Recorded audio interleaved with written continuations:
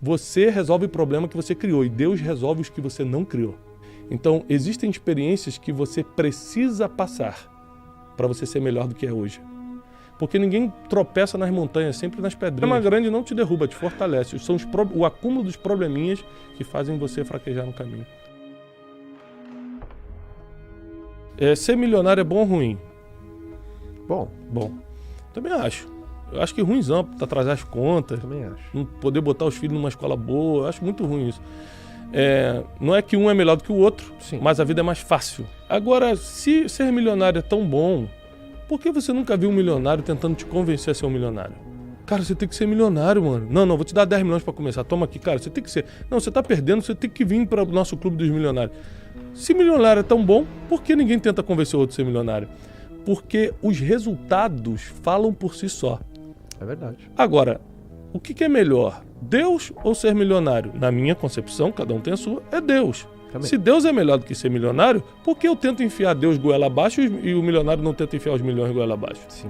Então Peguei. por quê? É porque eu tento te provar com a boca, mas as minhas atitudes reprovam tudo que eu estou falando. Então o grande lance de você comunicar sua espiritualidade é como você vive e não o que você fala. Você tem que analisar uma pessoa pelas atitudes, consequentemente pelos frutos, e não pelo que ela fala. Porque falar, papagaio fala, pô. Ele aprende a falar e repete tudo. Agora a atitude é a réplica do coração, né? Você tem um coração que acaba sendo revelado nas suas atitudes, principalmente nos momentos de mais pressão. Eu posso te perdoar e não te perdoo, então eu não posso falar que eu sirvo a Deus, porque Deus é amor, Deus é perdão.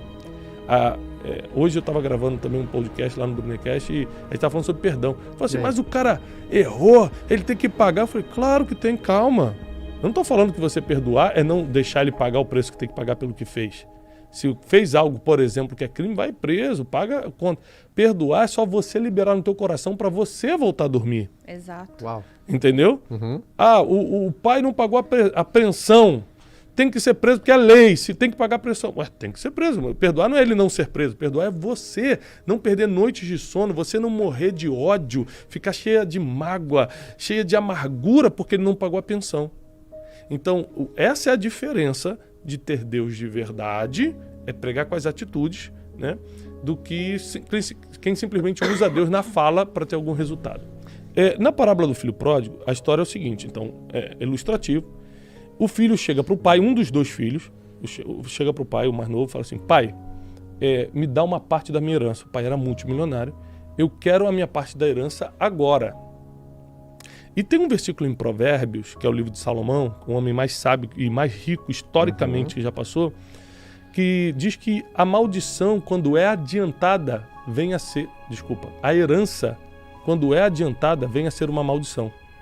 Então, herança é bom? Eu trabalhei a vida toda, eu quero deixar uma herança para meus filhos. Mas adiantada vira maldição. Está na Bíblia. Toda vez que você descumpre um princípio bíblico, você vai pagar um preço, acreditando ou não acreditando. Tiago, eu não acredito nisso não. Você pode não acreditar, mas vai pagar o preço do mesmo jeito. Justo. É histórico, é estatística. Você não acredita na Bíblia, então você acredita em matemática? Pega por estatística. Quem cumpriu o princípio como está, quem descumpriu os princípios bíblicos como está. Pega por estatística então, vamos na matemática. Então, esse homem, ele adiantou a herança. Então está na Bíblia que ele atraiu uma maldição para a vida dele. Então ele pega a herança, parte dele, e a Bíblia diz que ele vai para uma terra muito distante e começa a gastar todo esse dinheiro com mulheres, prostituição, com amigos, com jogos, com tudo aquilo que o ganhador da Mega Sena faz. Porque dinheiro fácil faz você gastar fácil. Você não tem um ganhador da Mega Sena de pé. Os caras estão tudo quebrados. Então ele começou a gastar com isso. Você já viu um cara quebrado se levantar? Já.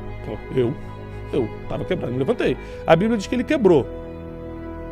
Dava para se levantar? Dava. O problema é que ele não conseguiu prever o futuro, porque ser humano não prevê futuro, Deus sim. E no futuro a Bíblia diz que estava vindo uma grande fome sobre a terra. Então qual o problema? Ele quebrou como se fosse no meio da depressão de 29 ou do coronavírus 2020. Não tinha para onde correr. Ele quebrou e não tinha para onde correr, não tinha de onde levantar recursos. Então ele começou a desejar comer comida de porco, ele começou a ser muito humilhado. Claro, os amigos desapareceram, eram amigos do dinheiro, as prostitutas foram embora, acabou o dinheiro, acabou tudo. Aí a Bíblia diz que ele cruza os braços no meio de um chiqueiro, olhando para a comida de porco, pensando em comer a comida de porco. E fala assim, caramba, eu tô aqui tentando comer comida de porco e os empregados da casa do meu pai comem muito melhor do que isso. Já sei o que eu vou fazer. Aí a Bíblia diz assim, ó, caindo em si, ou seja, a ficha caiu. Caindo em si, pensou, levantar-me-ei, irei ter com meu pai e direi assim, 2 pontos. Pai, pequei contra os céus, pequei contra ti, não sou digno de ser chamado teu filho, trata-me como eu fosse um dos teus empregados. Ou seja, eu sei que a droga que eu fiz foi tão grande, não precisa mais me assumir como filho, não. Deixa eu voltar como empregado, que eu sei que eu vou viver melhor do que eu estou vivendo lá. Aí a Bíblia diz no outro versículo, levantou-se e foi. Chegando lá, o pai abraçou ele, falou, que isso, você é meu filho, recebeu de volta, botou um anel de ouro nele, botou roupa de linho e falou, você matou o melhor cordeiro que tinha e fez um banquete. Moral da história. Ele cria um problema e não tem nessa parábola uma oração, um pedido de socorro a Deus, não tem um anjo descendo para ajudar. Ele cria o problema e resolve sozinho. Então o que acontece? Eu uso essa parábola para te ensinar. Você resolve o problema que você criou e Deus resolve os que você não criou. Uau. Então tem problema que você não criou. Tem diagnóstico que chegou na tua vida que não foi uma má alimentação, foi coisa do destino, aconteceu. Então isso é com Deus. É impossível, não foi você, é com Deus.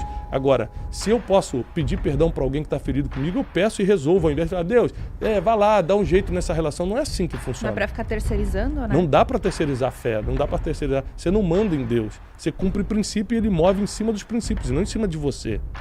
Só que se você estiver conectado aos princípios, aí ele está ao seu favor, porque você está praticando o que ele escreveu e está 2000 anos escrito a mesma coisa, não muda. Então, o que esse cara fez? Ele cai em si. A primeira coisa que tem que acontecer quando você se mete num problema é cair a ficha. Caramba, eu fiz isso. Então ele falou assim, ele caindo em si disse, aí o segundo passo ele planejou. A Bíblia diz que ele fala assim, então, o que eu vou fazer? Vou levantar, ele começa a planejar. Sabe aquele pensamento? Cara, eu vou lá, vou fazer isso, vou fazer aquilo. Foi o que ele fez. Vou lá, vou falar com meu pai assim, assim. Ele ensaiou o que ia fazer. Próximo passo, levantou-se e foi. Foi lá e fez mesmo. Então, cair em si, que é reconhecer, planejar como você vai sair dali. Terceiro, fazer. Então ele cria o problema e resolve. E detalhe, volta melhor do que antes. Volta melhor do que antes. Então, existem experiências que você precisa passar para você ser melhor do que é hoje. Agora, se você vai ter o grande lance de ter aquela sacada e falar, puxa, eu estou errado, eu não deveria ter feito isso, eu vou me arrepender. Porque o problema com Deus, agora usando minha parte de teólogo aqui, não é você errar, é você não se arrepender. Verdade. Esse é o grande problema. Verdade. Então, qualquer um aqui está sujeito a erros, porque nós somos seres humanos. Agora, você não se arrepender mostra que o seu coração não quer mudança. Porque o arrependimento é o primeiro demonstrativo de transformação. Ninguém que quer mudar de verdade está com o coração duro. Não, é assim mesmo. Se quiser ele que venha pedir perdão. Isso não existe. Quem quer mudar de verdade está disposto a pedir perdão, a se arrepender. Não, desculpa, fui eu. Ou seja, deixar a ficha cair.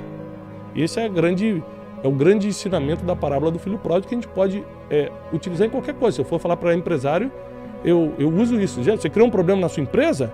Vai lá e resolve. Contrata o consultor certo agora, tira do teu prolabore e bota no caixa da empresa. Dá um jeito. Você criou, você resolve. Então, é muito importante que, ao errarmos, a gente reconheça, planeje como vai sair daquele erro e vá lá e faz. Sabe o que eu percebi, já que a gente está falando de casal? Que os grandes problemas não separam o casal, são os pequenos. Você pode ver um casal quebrou financeiramente. Bum! Uma vergonha nacional. Quebrou em rede nacional. Os caras ficam mais juntos. O cara é preso. A mulher fica com ele uns 20 anos ele na cadeia, a mulher levando comida para ele no sábado. Agora, o cara, uma semana tem dinheiro, outro não tem. Uma semana fala a verdade, uma semana fala mentira. Os pequenos probleminhas é o que faz o casal separar de verdade. Porque ninguém tropeça nas montanhas, sempre nas pedrinhas. O problema grande não te derruba, te fortalece. São o acúmulo dos probleminhas que fazem você fraquejar no caminho. Tudo é cumulativo. Sucesso e fracasso. Para você terminar...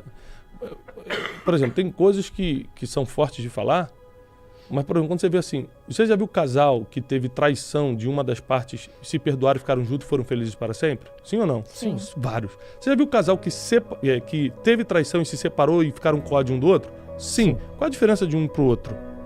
É o que aconteceu antes da traição. É o acúmulo das coisas. É verdade. Entendeu? Então, eu já tratei de ambas situações de amigos. E Uns dois rapidamente falaram, cara, vamos perdoar, vamos deixar pra lá. Por quê? Porque era uma relação muito boa, era uma relação saudável. Eles entenderam como um erro que jamais pode ser repetido, que tem que ser corrigido, que vai ter a sua punição emocional grande, teve a vergonha da sociedade ali, tudo isso, pá. Mas eles resolveram e estão felizes até hoje. E já teve outros que por coisas menores se separaram e nunca mais voltaram, porque na verdade era o que estava acontecendo antes. Então, sem dúvida, o lixo varrido para debaixo do tapete é o que faz um problema pequeno, médio ou grande depois acabar com um relacionamento. Seja de casamento ou de sociedade também acontece a mesma coisa. Você é sócio e a mesma coisa está acontecendo. Para eu praticar a Bíblia, basicamente eu preciso ter inteligência emocional. Porque muita coisa que a Bíblia te pede, você não consegue fazer sem inteligência emocional. Por exemplo, a Bíblia diz, ame seus inimigos, ore pelo que vos perseguem. Você fala, o cara está me perseguindo, eu vou orar por ele. E orar no sentido de bênção, né? De amaldiçoar o cara.